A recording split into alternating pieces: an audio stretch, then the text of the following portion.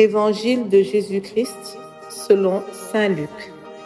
En ce temps-là, Jésus partit en avant pour monter à Jérusalem. Lorsqu'il approcha de Bethphagée et de Béthanie, près de l'endroit appelé Mont des Oliviers, il envoya 2 de ses disciples en disant : « Allez à ce village d'en face. À l'entrée, vous trouverez un petit âne attaché sur lequel personne ne s'est encore assis. Détachez-le et amenez-le.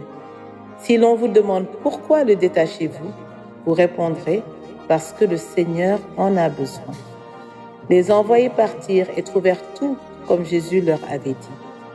Alors qu'ils détachaient le petit âne, ses maîtres leur demandèrent : « Pourquoi détachez-vous l'âne ?»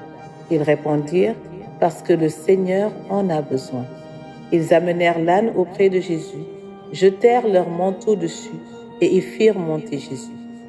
À mesure que Jésus avançait, les gens étendaient leurs manteaux sur le chemin. Alors que déjà Jésus approchait de la descente du mont des Oliviers, toute la foule des disciples, remplie de joie, se mit à louer Dieu à pleine voix pour tous les miracles qu'ils avaient vus. Et ils disaient : « Béni soit celui qui vient, le Roi, au nom du Seigneur. Paix dans le ciel et gloire au plus haut des cieux. » Quelques pharisiens qui se trouvaient dans la foule dirent à Jésus : « Maître, réprimande tes disciples. » Mais il prit la parole en disant : « Je vous le dis, si eux se taisent, les pierres crieront. » Acclamons la parole de Dieu.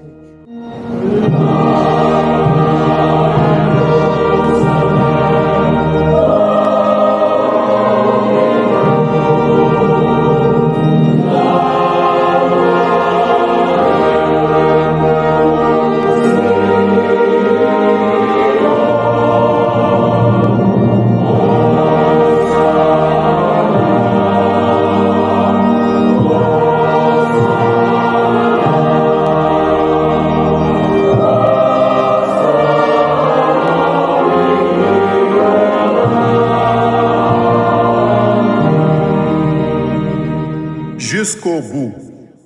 Chers frères et sœurs, telles sont les paroles qui me viennent à l'esprit lorsque nous lisons l'évangile de ce dimanche des Rameaux et de la Passion tiré de Saint Luc. Jusqu'au bout. Aujourd'hui, Jésus entre à Jérusalem, acclamé par les disciples et par la foule. C'est une ambiance de fête et de joie. L'ordre en est même troublé à Jérusalem, mais Jésus ne se fait pas d'illusions. Il sait ce qu'il attend, mais il va jusqu'au bout dans sa fidélité à son Père, jusqu'au bout dans sa fidélité à sa mission, jusqu'au bout dans son amitié pour ses disciples et jusqu'au bout dans son amour pour tous les hommes et toutes les femmes. D'abord, la fidélité à son Père. Jésus a une relation unique avec le Père. Il nous dit qu'il est dans le Père et que le Père est en lui. Il a été envoyé par le Père pour nous montrer son visage, un visage plein de tendresse, d'amour et de miséricorde. Et cela, Jésus l'a enseigné et vécu de plusieurs manières. Satan, l'adversaire, les disciples et les foules ont essayé de le détourner de sa mission, mais rien à faire. Et c'est ce qu'il dit à plusieurs reprises dans l'Évangile. Il faut que le monde sache que j'aime le Père et que je fais comme le Père me l'a commandé. Jean 14, 31. Ailleurs, il déclare : je ne fais rien de moi-même. Ce que je dis là, je le dis comme le Père me l'a enseigné. Celui qui m'a envoyé est avec moi. Il ne m'a pas laissé seul parce que je fais toujours ce qui lui est agréable. Jean 8, 28 à 29. Ensuite, la fidélité de Jésus à sa mission. Sa mission est de sauver tous les hommes du péché et de la mort.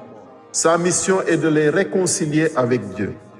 Dieu a tant aimé le monde qu'il a donné son Fils unique, nous dit-il. Jésus est venu justement pour nous réconcilier avec ce Père qui nous attend et veut nous faire partager son bonheur.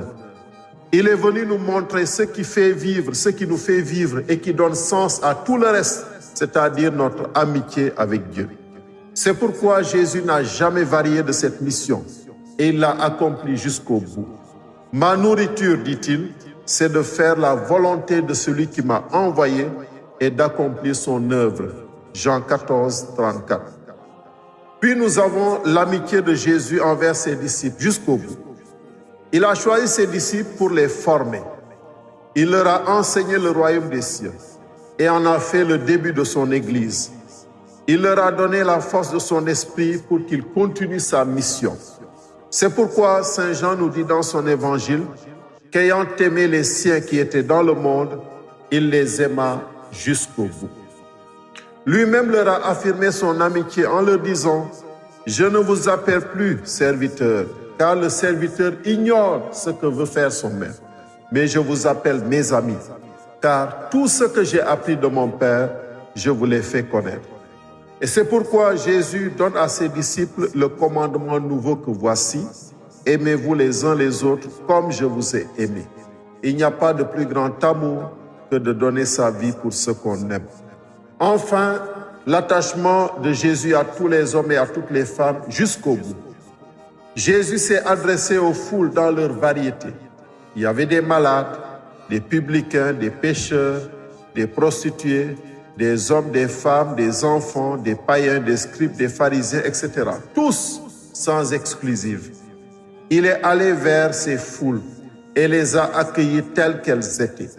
Jamais il ne s'est détourné de personne et il a eu des mots adaptés à chaque catégorie pour toucher les cœurs. Parfois, c'était des mots tendres, ça suffisait. Mais des fois, il fallait des mots durs pour percer la carapace qui recouvrait les cœurs. Mais en tout cas, Jésus était là pour tous. Il aimait tous, surtout les pécheurs. Car, comme il le disait, ce ne sont pas les gens bien portants qui ont besoin du médecin, mais les malades. Je ne suis pas venu appeler les justes, mais les pécheurs. Frères et sœurs, aujourd'hui, Jésus entre à Jérusalem pour parachever son œuvre, pour sceller de son sang cette alliance, cette relation d'amitié entre Dieu et les hommes, cette relation que Dieu propose à tous les hommes. Fini le temps des paroles, c'est maintenant le temps de l'action, le temps de l'agir. On peut se demander pourquoi Jésus a accepté de souffrir et de mourir si horriblement. Pourquoi? Était-ce nécessaire? Oui, c'est pour nous donner une preuve de son amour, de sa fidélité à son Père et de son humilité, mais aussi pour toucher les cœurs, Parler est facile. Il fallait qu'il aille jusqu'au bout, c'est-à-dire jusqu'à la mort, pour nous prouver sa fidélité et son amour. Remarquons que cette entrée de Jésus à Jérusalem a été annoncée par les Écritures, notamment le prophète Zacharie au chapitre 9, verset 9. Il avait annoncé l'arrivée à Jérusalem d'un roi qui devait provoquer la joie de Jérusalem. Je cite, « Sois transporté d'allégresse, fille de Sion. Pousse des cris de joie, fille de Jérusalem. Voici ton roi qui vient. Il est juste et victorieux. Il est humble et monté sur un âne, le petit d'une ânesse. » Fin de citation. Jésus est effectivement roi, comme il le dira plus tard à Pilate. A-t-on jamais vu un roi perché sur un âne? D'habitude, les rois se promenaient à cheval pour montrer leur puissance. Mais Jésus n'est pas un roi puissant, humainement parlant. C'est un roi humble et doux. Cet âne qui le porte est le signe de cette humilité et de cette douceur. Il montre aussi que Jésus est un roi de paix, car dans la Bible, l'âne est souvent associé à la paix. D'ailleurs, ce n'est pas une haie de soldats armés et silencieux qui l'accompagnent, mais une foule de gens humbles et pauvres qui l'acclament en agitant des rameaux d'olivier. Oui, frères et sœurs, Jésus est un roi de paix, un roi plein d'amour et de bonté. Et il nous invite à entrer dans cette dynamique, dans cette attitude humble et douce. Il nous invite à être, nous aussi, des serviteurs et des artisans de paix. Quelles leçons pour nous aujourd'hui? 3 leçons. Nous devons aller jusqu'au bout de nous-mêmes. Est-ce que j'utilise mes capacités, mes talents, mes qualités pour le service de Dieu et des hommes? Ou bien est-ce qu'il y a quelque chose que je garde pour moi? Est-ce que je fais les choses à moitié seulement? Est-ce que je vais jusqu'au bout dans l'amour, dans la vérité, dans la sincérité, dans la joie et dans la tolérance? Est-ce que je fais les choses à moitié? Il est vrai que la société nous pousse à penser d'abord à nous-mêmes, à rechercher d'abord notre bien-être, à nous faire d'abord plaisir. Mais le Christ, lui, nous montre un autre chemin, un chemin d'amour total, d'engagement pour les autres, de don de soi jusqu'au bout.